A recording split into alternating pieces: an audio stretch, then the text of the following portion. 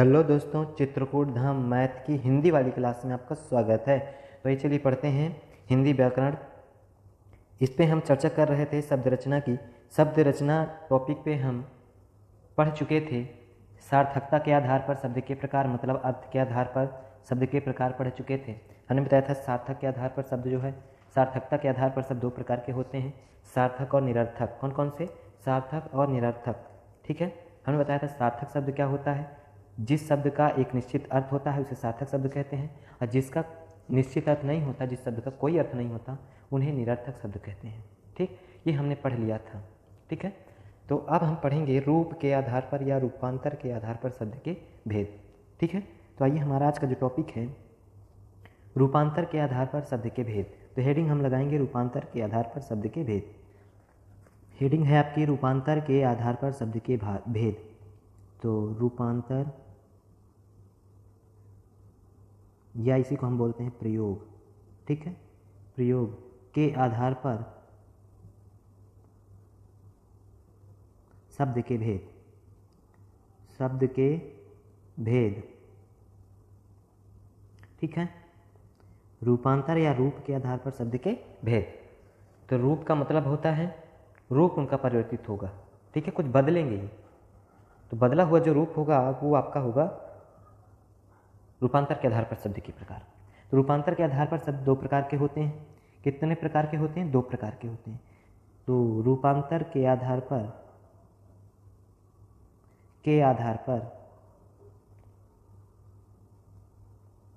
शब्द दो प्रकार के होते हैं।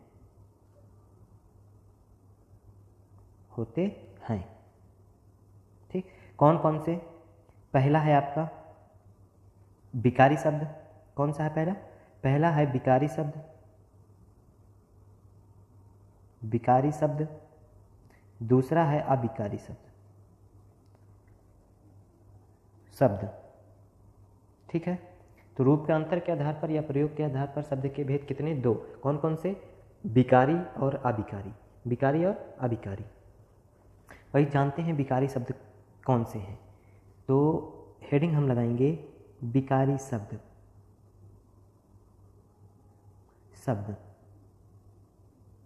ठीक है, विकारी शब्द। तो यहाँ पर जो विकारी शब्द है, तो विकार का मतलब, विकारी का मतलब विकार, विकार का मतलब होता है बदलाव या परिवर्तन। ठीक है, इस विकार का, इसका मतलब है, इसका क्या मतलब है? विकार। ठीक है, अब विकार का मतलब क्या होता है? बदलाव, बदलाव। ठीक है, बदलाव होता है, छोटा बना दिए, 1 मिनट। बदलाव होता है या परिवर्तन इसे कहते हैं। तो हम यहाँ पर कह सकते हैं कि वे शब्द जो लिंग या वचन के बदलने पर बदल जाते हैं उन्हें विकारी शब्द कहते हैं। तो वे शब्द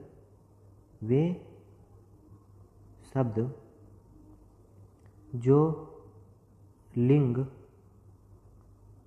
या वचन के बदलने पर बदल जाते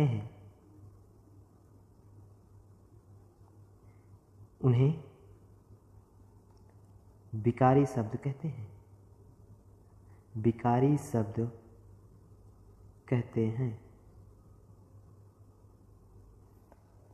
उन्हें विकारी शब्द कहते हैं। जैसे विकारी शब्द हैं कौन से? जैसे हम यदि देखें तो विकारी शब्द जो हैं आपके, हम मान लेते हैं लड़का। ठीक, लड़का का लिंग के आधार पर हम कह सकते हैं लड़की। ठीक, बदल गया लिंग। और वचन के आधार पर हम कह सकते हैं लड़के, बना सकते हैं। बहुत सारे लड़के हो गए, लड़के का मतलब। ठीक है, तो संज्ञा का जब वचन बदला तो भी विकारी शब्द बना, और लिंग बदला तो विकारी शब्द, और वचन बदला तो भी विकारी शब्द बना। तो इस प्रकार संज्ञा, सर्वनाम, विशेषण और क्रिया, ये चारों प्रकार के जो शब्द हैं हमारे, जितनी सारी संज्ञा हैं दुनिया में, जितने सारे संज्ञा हैं वो सब विकारी शब्द हैं, और जितने सर्वनाम हैं वो सब विकारी शब्द हैं। जितने विशेषण हैं वो सब विकारी शब्द। जैसे विशेषण में आपका मोटा, पतला, सुंदर, अच्छा, बुरा, ये सब विशेषण हैं। सर्वनाम में जैसे मैं, तुम, हम, अपना, अपने, हमारा, हम, ये सब, तुम, तुम्हारे, ये सब क्या है? सर्वनाम है। जैसे विशेषण, अभी इनको पढ़ेंगे आगे हम। जैसे विशेषण, विशेषण में बताई दिए मोटा, काला, गोरा, पतला, दुबला, है ना, ये सब विशेषण है। जैसे क्रिया, जाता है, लिखना, पढ़ना, बोलना, सीखना, ठीक, करना, ये सब क्या है? क्रिया है। तो संज्ञा, सर्वनाम, विशेषण और क्रिया, ये चारों आपके विकारी होते हैं। क्या होते हैं? विकारी होते हैं। ठीक, तो ये जो आपकी क्या है? ये आपकी संज्ञा है। क्या है? संज्ञा। ठीक है, तो हम यहाँ पर एक पॉइंट में पूरा लिख देते हैं कि संज्ञा, जितनी सारी संज्ञा हैं और जितने सर्वनाम हैं और जितने विशेषण हैं और जितनी क्रियाएं हैं, ठीक है, जितनी क्रियाएं हैं, ये सब विकारी होते हैं, विकारी होते हैं। ठीक है, संज्ञा, सर्वनाम, विशेषण, क्रिया, इन चार को याद रखेंगे। संज्ञा जितनी सारी हैं दुनिया में, जितने सारे सर्वनाम हैं, जितनी सारी क्रियाएं होती हैं, जितने विशेषण, वो सब आपके क्या हैं? विकारी हैं। ठीक है, याद रखेंगे। अब आ जाते हैं हम दूसरा टाइप जो आपका है, ये समझ आ गया होगा, अविकारी। दूसरा क्या है? अविकारी शब्द, अविकारी शब्द। ठीक है, दूसरा टाइप अविकारी शब्द। तो हम कह सकते हैं कि वे शब्द जो लिंग या वचन के बदलने पर भी नहीं बदलते, उन्हें अविकारी शब्द कहते हैं। जैसे पहली डिफिनेशन आप लिख लीजिए, वे शब्द जो लिंग और वचन, जो लिंग या वचन के बदलने पर भी नहीं बदलते हैं,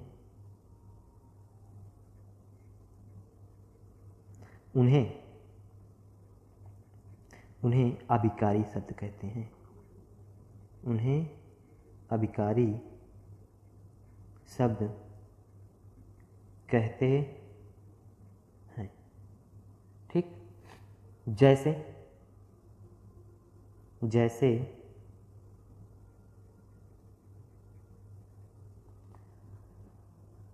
जैसे आपका, हम एग्जाम्पल लिखें, अगले पेज में एग्जाम्पल देते हैं। ठीक है, हम एग्जाम्पल दें, यदि लड़का प्रतिदिन खाता है, लड़की प्रतिदिन खाती है, लड़के प्रतिदिन खाते हैं। यहाँ पर एक चीज़ नज़र आ रहा होगा कि ये जो प्रतिदिन है, तीनों वाक्यों में लिंग तो बदल गया, लिंग बदला हुआ देखिए। ठीक है, वचन बदला है, लिंग बदला है, लेकिन आपका ये जो वर्ड है ये नहीं चेंज हुआ है। तो यही जो आपका जो शब्द है, जो लिंग और वचन के बदलने पर भी नहीं बदलते, तो उन शब्दों को हम कहते हैं अविकारी शब्द। तो प्रतिदिन आपका जो है अविकारी शब्द है, जो प्रतिदिन है ये आपका अविकारी शब्द है, अविकारी शब्द है। ठीक है, अविकारी है। तो आपको समझ आया होगा। तो इसमें हम आके देखेंगे, ये सब प्रतिदिन, ये सब इस तरह के वर्ड किस पे आएंगे। तो यहाँ पे हम एक चीज़ नोट कर देते हैं कि क्रिया विशेषण, क्रिया विशेषण, दूसरा संबंध बोधक,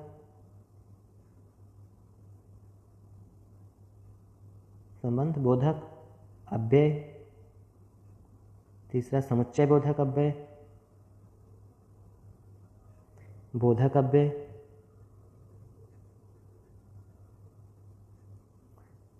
अगला चौथा आपका विस्मयादि बोधक अव्यय, बोधक अव्यय। ठीक है, ये चारों जो इनके ग्रुप में वर्ड आएंगे, जो इन क्रिया विशेषण जितने सारे हैं, जितने सारे आपके संबंध बोधक हैं, जितने सारे शब्द आपके समुच्चय बोधक अव्यय हैं, जितने विस्मयादि बोधक अव्यय हैं, वो सब के सब आपके अभिकारी होते हैं। जैसे क्रिया विशेषण में जहाँ, तहाँ, यहाँ, वहाँ, कहाँ, ये सब आपके जो हैं क्रिया विशेषण में आते हैं। संबंध बोधक में जैसे के भीतर, के बाहर, के बाद, के पश्चात, के अंदर, ये सब इस तरह के जो हैं सब, ये सब आपके संबंध बोधक हैं। समुच्चय बोधक में आप कहते हैं किंतु, परंतु, लेकिन, ठीक है, ये सब आपके समुच्चय बोधक हैं। विस्मयादि बोधक में अरे, ओह, ये सब आपके विस्मयादि बोधक हैं। तो ऐसे शब्द जो हैं वो सब अभिकारी शब्द हैं, ठीक है। तो आपको ये समझ आया होगा। अब हमारा जो अगला शब्द का भेद है वो है इतिहास या उत्पत्ति या स्रोत के आधार पर शब्द के भेद, ठीक है। इतिहास के आधार पर शब्द के भेद, हेडिंग हम लगाएंगे इतिहास के आधार पर, इतिहास या स्रोत के आधार पर शब्द के भेद।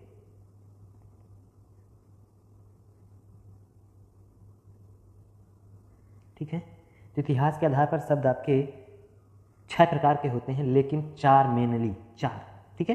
तो मेनली हम लिखते हैं, बाकी बता देंगे। तो मेनली 4 प्रकार के होते हैं, 2, 3 और 4, ठीक है। तो पहला आपका तत्सम, दूसरा तद्भव, तीसरा देशज, चौथा है विदेशज या विदेशी, ठीक। ये आपके इतिहास या स्रोत के आधार पर शब्द के भेद हैं। जो 5वां है तो उसे हम बोलते हैं अर्ध तत्सम, अर्ध तत्सम, ठीक। और 6वां जो है वो संकर है, संकर शब्द, ठीक है। तो आइए चलिए इन्हें बारी बारी से पढ़ते हैं। पहला तत्सम शब्द, तो हेडिंग हमारी जो है तत्सम शब्द, तत्सम शब्द, ठीक है।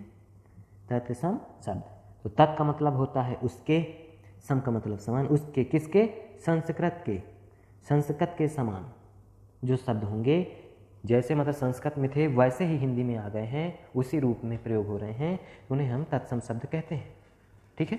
तो हम यहाँ पर तत्, इसका यदि विच्छेद करें तो होगा तत् और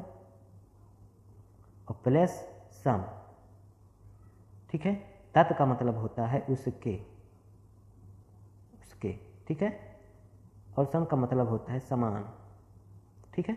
उसके समान मतलब किसके, संस्कृत के समान, संस्कृत के समान। तो हम कह सकते हैं कि वे शब्द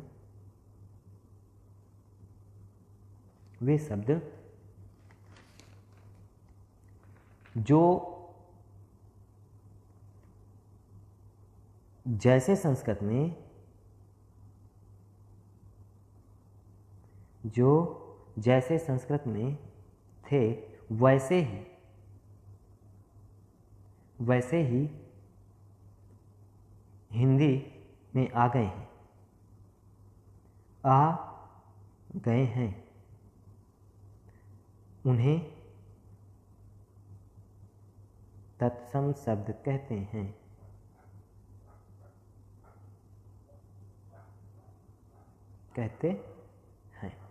ठीक है।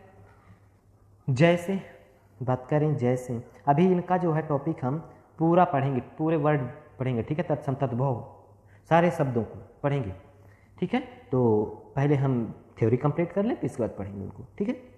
तो जैसे, हाँ, जैसे आपके मान लिया गोधूम, गोधूम, करपट, अछवाट, कंटक फल, कंटक फल।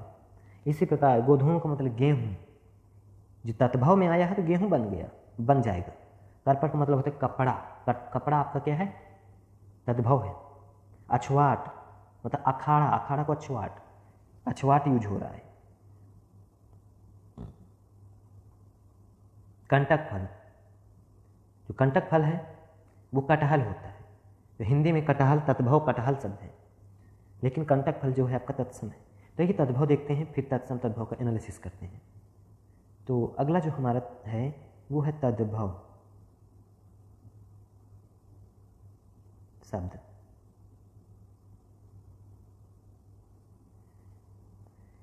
तद्भव शब्द, तद प्लस भव, तद का मतलब होता है उससे, तद का मतलब उससे। यदि हम इसका विच्छेद करें तो तद प्लस भव, ठीक है। तद का मतलब होता है उससे, भव का मतलब होता है उत्पन्न होना, ठीक है, उत्पन्न होना। अच्छे से लिखते हैं, एक मिनट।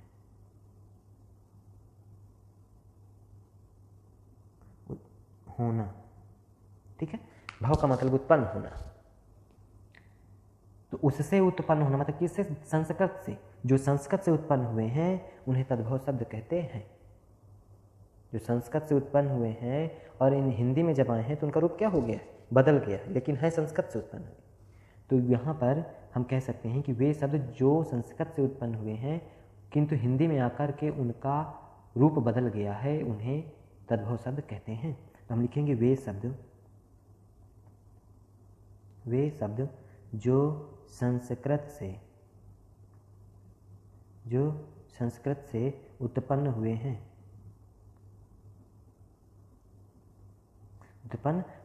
लेकिन हिंदी में आकर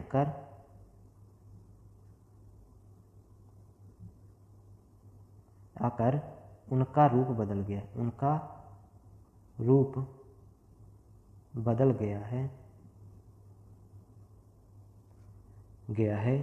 उन्हें तद्भव शब्द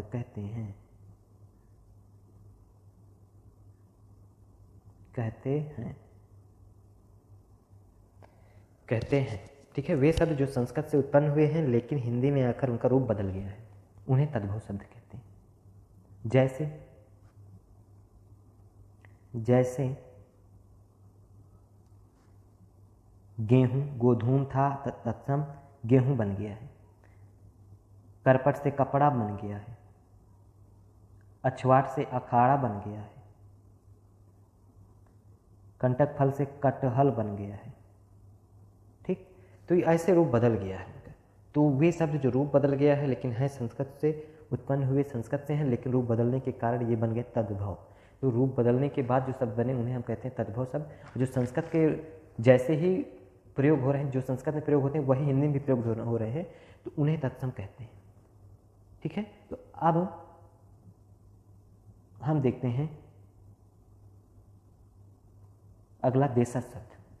अगला जो है हमारा देशज शब्द है, ठीक है। देशज शब्द वे शब्द जिनकी उत्पत्ति ज्ञात नहीं है, मतलब कि जो गांव के लोगों के द्वारा उत्पन्न हुए हैं, बना लिए गए हैं, उन्हें देशज शब्द कहते हैं। मतलब इनका कोई उत्पत्ति नहीं है, ठीक है, कि कहां से उत्पन्न हुए हैं ये पता नहीं है। तो देशज शब्द जो देश में अपने उत्पन्न हुए हैं, अपनी बोलचाल की, आम बोलचाल की भाषा में जो बोले जाते हैं, उन्हें हम देशज शब्द कहते हैं, ठीक है। जैसे जूता, लोटा, टमटम, डिबिया, खिचड़ी, खिड़की, गाड़ी, जैसे औरत को मेहरारू बोलते हैं, ठीक है। तो हमारे यहाँ जो है ये शब्द देशज, देश में उत्पन्न हुए। तो हम यहाँ कह सकते हैं कि वे शब्द जिनकी उत्पत्ति ज्ञात नहीं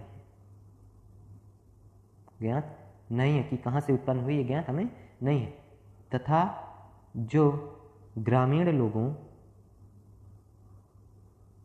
ग्रामीण जनता कह सकते हैं, जनता में प्रयोग किए जाते हैं, उन्हें देशज शब्द कहते हैं। उन्हें कौन शब्द? देशज शब्द कहते हैं,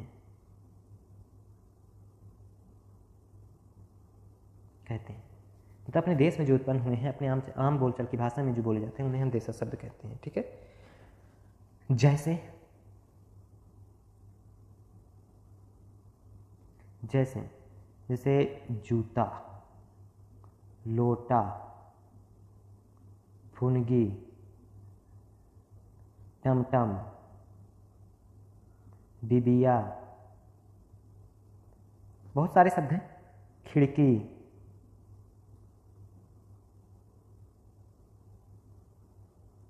खिचड़ी,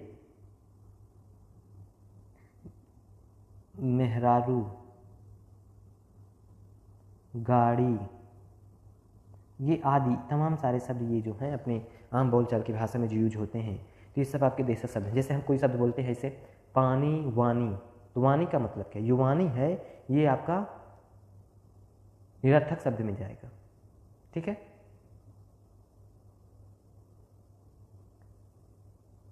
तो यहाँ पर जो है देशज शब्द जो है जूता, लोटा, फुनगी, टमटम, डिबिया, खिड़की, खिचड़ी, मेहरारू और गाड़ी आदि, तो ये जो आपका हमने बताया कि ऐसे जो शब्द होते हैं इसे हम कोई बोलते हैं सर पानी, वानी, तो पानी एक क्या है? सार्थक शब्द है, और वानी क्या है? निरर्थक शब्द है। ठीक है, जैसे हम कोई बोलते हैं लोटा, ओटा, तो लोटा आपका देशज शब्द है, लेकिन ओटा क्या है? निरर्थक है, सार्थक नहीं है। ठीक है, सार्थक निरर्थक एनालिसिस है। ठीक, तो अब आ जाते हैं विदेशी शब्द पे आपके। अगला जो है आपका है विदेशी शब्द। विदेशी शब्द, ठीक है, विदेशी शब्द वे शब्द होते हैं जो दूसरी भाषा से हिंदी में आए हैं। तो वे शब्द जो दूसरी भाषा से हिंदी में आए हैं उन्हें विदेशी शब्द कहते हैं। वे शब्द जो दूसरी भाषा से हिंदी में आए हैं, हिंदी में आए हैं, उन्हें विदेशी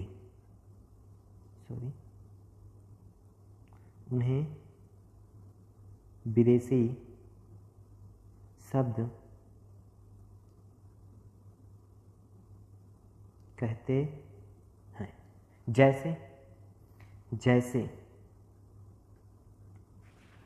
जैसे हम कहें कैंची, मतलब जो विदेशी लोग आए हैं तभी से ये हमारे यहाँ विदेशी शब्द यूज होने लगे। विदेश के लोग जो यूज कर किए थे, जैसे पुर्तगाली लोग आए भारत में, डच लोग आए, अंग्रेज लोग आए, डेनिश लोग आए, फ्रांसीसी लोग आए, ये सब जो आए तो हमारे देश में जो भाषा ये लोगों की भाषा थी वो विदेशी लोगों की जो भाषा थी वो यूज हो रही थी। उन्हीं वर्डों को हम कहते हैं विदेशी शब्द। जैसे कैंची विदेशी भाषा है। ठीक है, विदेशी भाषा में कहाँ की भाषा? तुर्की भाषा है विदेशी शब्द, तुर्की शब्द है ये कैंची, तो इसको भी लिख देते हैं तुर्की शब्द, तुर्की। ठीक है, तुर्की भाषा का शब्द है ये। जैसे अलमारी,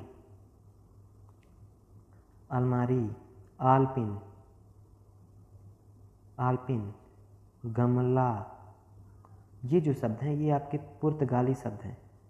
ठीक है, पुर्तगाली भाषा के शब्द हैं। ठीक, कौन शब्द हैं?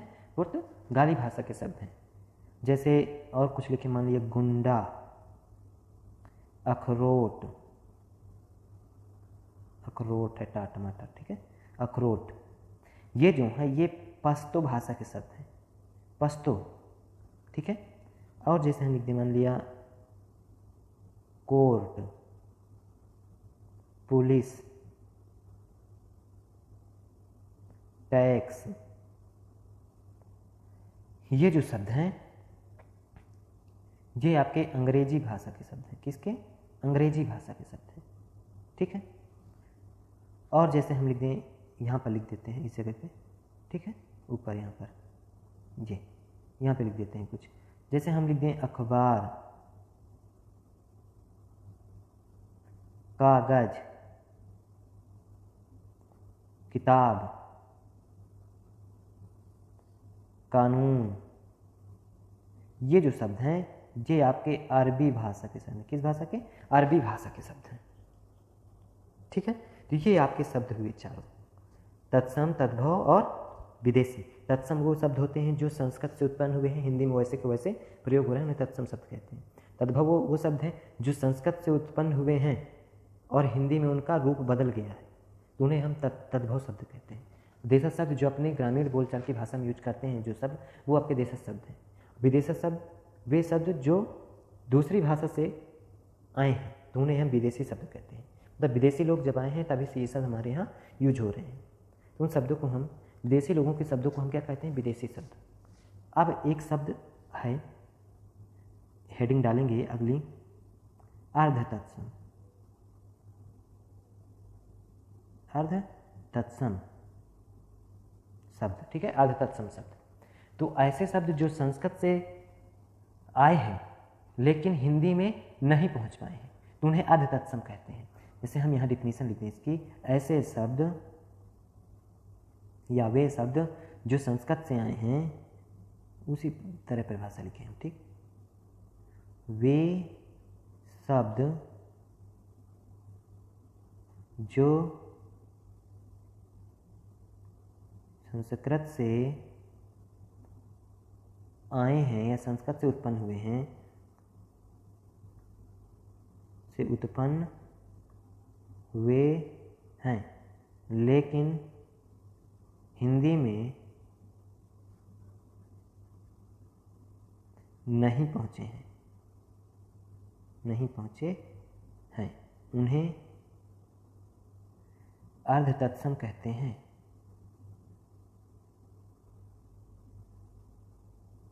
कहते हैं जैसे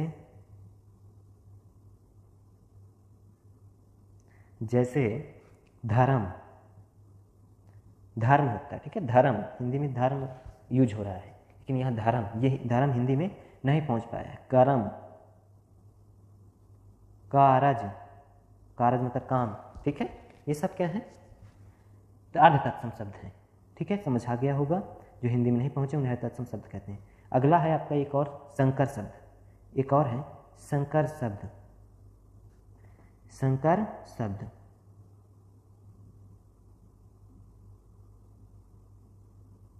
ठीक, संकर शब्द वे शब्द जो दो भाषाओं से मिलकर बनते हैं, जो दो भाषाओं से मिलकर बनते हैं, मतलब दो अलग अलग भाषाओं से मिलकर बनते हैं, उन्हें हम कहते हैं संकर शब्द। तो हम यहाँ परिभाषा लिखेंगे कि वे शब्द जो दो अलग अलग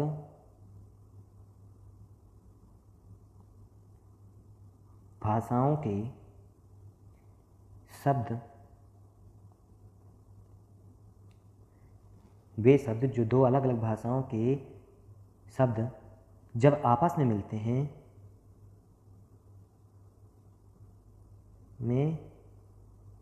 हैं, उन्हें संकर शब्द कहते हैं, ठीक। जैसे जैसे जैसे रेलगाड़ी, रेलगाड़ी दो शब्दों से मिलकर बना है, रेल प्लस गाड़ी, रेल प्लस गाड़ी। तो रेल जो शब्द है वो अंग्रेजी भाषा का है, ठीक है, और ये गाड़ी हिंदी भाषा का शब्द है। हिंदी में किस भाषा का? हिंदी में कौन सा शब्द है ये गाड़ी? आपका देशज शब्द है। तो रेलगाड़ी दो अलग अलग भाषाओं से मिलकर बना है ये सब रेलगाड़ी। और जैसे हम कोई शब्द लिखें छायादार, क्या लिखें? छायादार, छायादार, ठीक है। तो छाया प्लस दार, ठीक है, छाया प्लस दार। तो छाया आपका हिंदी भाषा का शब्द है। कौन सी भाषा का? हिंदी। दार आपका फारसी भाषा का है। किस भाषा का? फारसी भाषा का शब्द है दार। और इसी तरह ले हम यदि अजायब घर, अजायब घर, ये भी आपका क्या है? संकर शब्द है। इसी प्रकार के तमाम सारे शब्द हैं संकर शब्द, ठीक है। तो एक और ले लेते हैं हम, हमारा जो एक और है लास्ट है, ठीक है, शब्द रचना का लास्ट हेडिंग है मात्रा के आधार पर के आधार पर शब्द के भेद मात्रा के आधार पर शब्द के भेद। तो मात्रा के आधार पर शब्द दो प्रकार के होते हैं। कितने प्रकार के? दो प्रकार के होते हैं। कौन कौन से? पहला, दूसरा। पहला है मात्रिक, दूसरा अमात्रिक।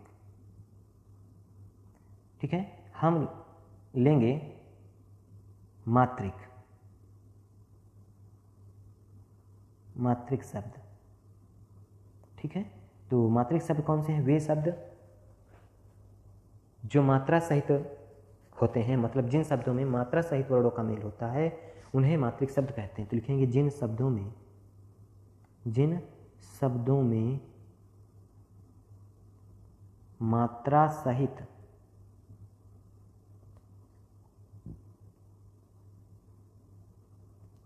वर्णों का मेल होता है, मात्रा सहित वर्णों का मेल होता है, उन्हें मात्रिक शब्द कहते हैं। मात्रिक शब्द कहते हैं।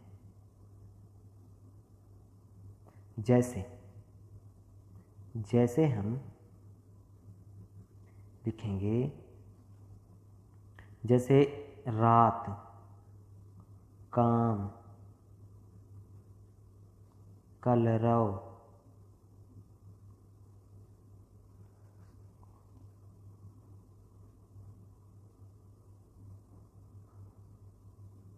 सर ये कलरव आपका इस पे नहीं आया, कलरव में कोई मात्रा नहीं। ठीक है, हाँ, जैसे काम, काज,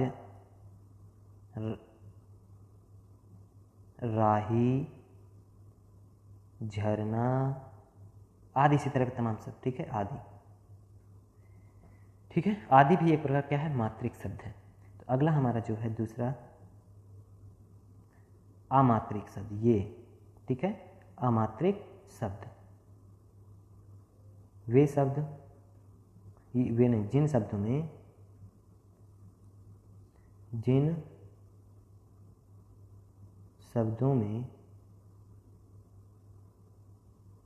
मात्रा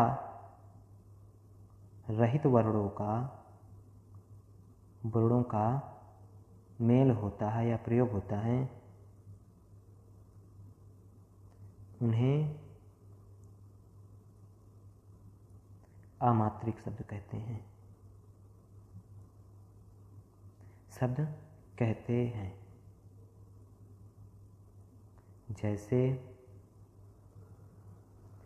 जैसे कमल, घर, नर, पलक, चमक, कलरव, रजत, सकल आदि, इसी तरह के तमाम शब्द जो हैं जिन्हें मात्रा नहीं लगी होती है वो अमात्रिक शब्द होते हैं। सब अमात्रिक शब्द, इनमें कोई मात्रा नहीं, अमात्रिक शब्द है। ठीक, तो हमारा शब्द का टॉपिक यहीं से कंप्लीट होता है। ठीक है, अब हम क्वेश्चन इनसे बेस्ड करेंगे और तत्भव, तत्सम और बाकी जो वर्ड हैं इस सब हम इनके बारे में थोड़ा डिटेल से शब्द पढ़ेंगे, याद करेंगे, कौन से शब्द किस में आता है ये याद करेंगे। ठीक है, तत्भव, तत्सम ये आपके संकर शब्द कितने कुछ इंपॉर्टेंट्स देख लेंगे और आपके ये देशज विदेशज। ठीक है, बाकी मात्रिक अमात्रिक आप जान ही गए हैं। जिन्हें मात्रा प्रयोग हो मात्रिक होते हैं, जिन्हें मात्रा ना हो अमात्रिक होते हैं। ठीक है, जितने सारे संज्ञा, सर्वनाम, विशेषण और क्रिया, ये चारों में जितने सारे शब्द हैं ये सब आएंगे अभिकारी शब्द में। अभिकारी में होते हैं जो लिंग वचन के परिवर्तित होने पर भी नहीं बदलते, उन्हें अभिकारी शब्द कहते हैं। जैसे क्रिया विशेषण, संबंध बोधक, समुच्चय बोधक, विस्मयादि बोधक, ये सब आपके जो हैं अभिकारी होते हैं। ठीक है, तो यहीं से आपका टॉपिक ये वर्ड वाला समाप्त होता है शब्द का, शब्द रचना यहीं से आपकी खत्म। तो अब हम क्वेश्चन इनसे रिलेटेड करेंगे और थोड़ा सा और जानकारी लेंगे, इसके बाद फिर संज्ञा तक चलेंगे। ठीक है, तो चलिए आज का टॉपिक यहीं फिनिश करते हैं। ओके, थैंक यू, जय हिंद।